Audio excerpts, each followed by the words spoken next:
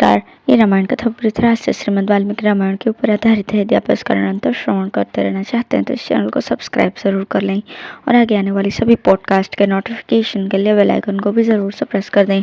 अब हम सुनेंगे 18वां सर्ग, अपने स्त्रियों से घिरे हुए रावण का शोक वाटिका में आगमन और हनुमान जी का उसे देखना। इस प्रकार फूले हुए वृक्षों से सुशोभित उस वन की शोभा देखते और विदेह नंदिनी का अनुसंधान करते हुए हनुमान जी की वो सारी रात प्रायः बीत चली। केवल एक प्रहर रात बाकी रही। रात के उस पिछले प्रहर में 6 अंगों सहित संपूर्ण वेदों के विद्वान तथा श्रेष्ठ यज्ञों द्वारा यजन करने वाले ब्रह्म राक्षसों के घरों में वेद पाठ की ध्वनि होने लगी, जिसे हनुमान जी ने सुना। तदंतर मंगल वाद्यों तथा श्रवण सुखद शब्दों द्वारा महाबली महाबाहु दशमुख रावण को जगाया गया। जागने पर महान भाग्यशाली एवं प्रतापी राक्षस राज रावण ने सबसे पहले विदेह नंदिनी सीता का चिंतन किया। उस समय नींद के कारण उसके पुष्पहार और वस्त्र अपने स्थान से खिसक गए थे। वो मदमत्त निशाचर काम से प्रेरित होकर सीता के प्रति अत्यंत आसक्त हो गया था, अतः उस काम भाव को अपने भीतर छिपाए रखने में असमर्थ हो गया। उसने सब प्रकार के आभूषण धारण किए और परम उत्तम शोभा से संपन्न होकर उस अशोक वाटिका में ही प्रवेश किया, जो सब प्रकार के फूल और फल देने वाले भांति भांति के वृक्षों से सुशोभित थी। नाना प्रकार के पुष्प उसकी शोभा बढ़ा रहे थे। बहुत से सरोवरों द्वारा वो वाटिका घिरी हुई थी। सदा मत वाले रहने वाले परम अद्भुत पक्षियों के कारण उसकी विचित्र शोभा होती थी। कितने ही नयनाभिराम क्रीड़ा मृगों से भरी हुई वो वाटिका भांति भांति के मृग समूहों से व्याप्त थी। बहुत से गिरे हुए फलों के कारण वहां की भूमि ढक गई थी। पुष्प वाटिका में मणि और सुवर्ण के फाटक लगे थे और उसके भीतर पंक्तिबद्ध वृक्ष बहुत दूर तक फैले हुए थे। वहां की गलियों को देखता हुआ रावण उस वाटिका में घुसा।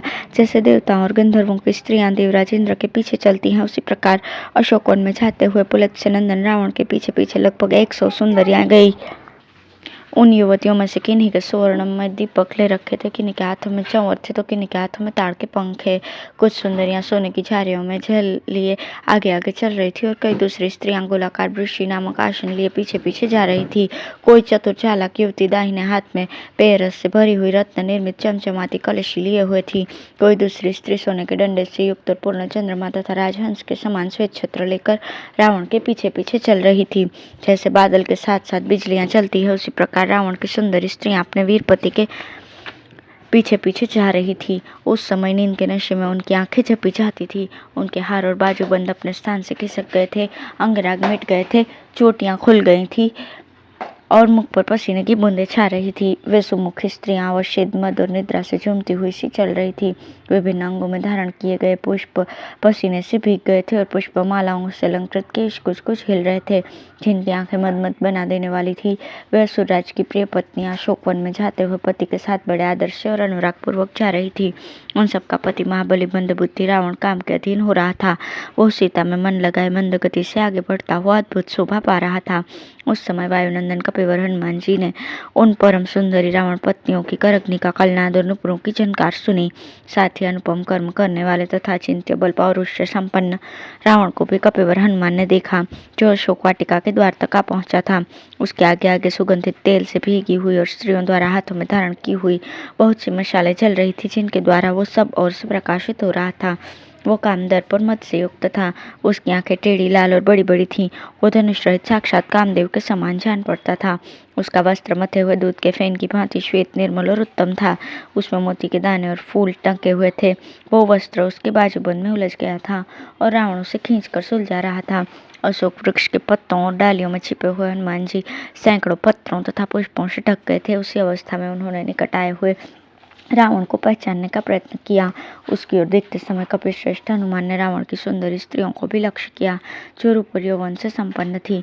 उन सुंदर रूप वाली युवतियों से घिरे हुए महायशस्वी राजा रावण ने उस प्रमदावन में प्रवेश किया, जहाँ अनेक प्रकार के पशु पक्षी अपनी अपनी बोली बोल रहे थे।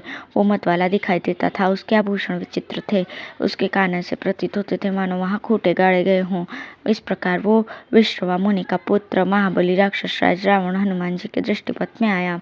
ताराओं से घिरे हुए चंद्रमा की भांति वो परम सुंदरी युवतियों से घिरा हुआ था। महातेजस्वी महाकाव्य हनुमान ने उस तेजस्वी असुर को देखा और देखकर ये निश्चय किया कि यही महाबाहु रावण है। पहले यही नगर में उत्तम महल के भीतर सोया हुआ था। ऐसा सोचकर वे वानरवीर महातेजस्वी पवन कुमार हनुमान जी जिस डाली पर बैठे थे, वहां से कुछ नीचे उतर आए। क्योंकि वे निकट से रावण की सारी चेष्टाएं देखना चाहते थे। यद्यपि मतिमान हनुमान जी भी बड़े उग्र तेजस्वी थे, तथापि रावण के तेज से तिरस्कृत होकर सघन पत्तों में घुसकर छिप गए। उधर रावण काले केश, कजरारे नेत्र, सुंदर कटिभाग और परस्पर सटे हुए स्तन वाली सुंदरी सीता को देखने के लिए उनके पास गया। इस प्रकार श्री वाल्मीकि निर्मित रामायण आदि काव्य के सुंदर कांड में 18वां सर्ग पूर्ण हुआ। धन्यवाद।